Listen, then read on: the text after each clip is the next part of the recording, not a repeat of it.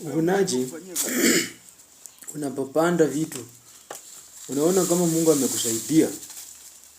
You know, it is called harvesting. It is good when you plant, you harvest, because it is not easy. We just persevere. Tunavumilia tukingojea mpaka ile siku Mungu ametuwekea kwamba imefika siku ya kuvuna sasa.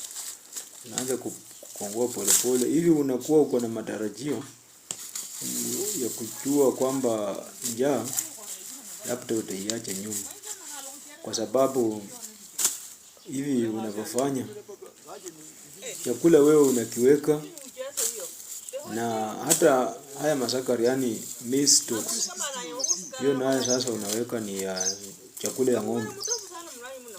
Ng'ombe watakula wakanyake tena ama waweke. Hiyo inaendelea kukombose, yani kutikombose. We recycle. Mahindi wewe unachukua unaweka huko, alafu polepole tu unaendelea.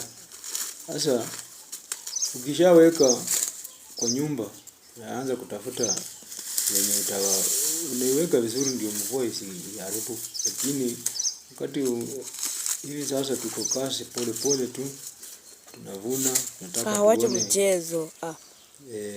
Kwanza sasa kazi ni kuanika. Sisi tuko na bahati mwaka huu kidogo tu kwa sababu mvua imesumbua watu wengi, lakini sisi afadhali. Kwa hivyo hata ukiangalia polepole utaona ng'ombe tuko nazo zilikuwa zinaanza kudhoofika, lakini sasa ni chakula wamepata. Hata tunashukuru. Mvua inaleta kila kitu kwa watu wote.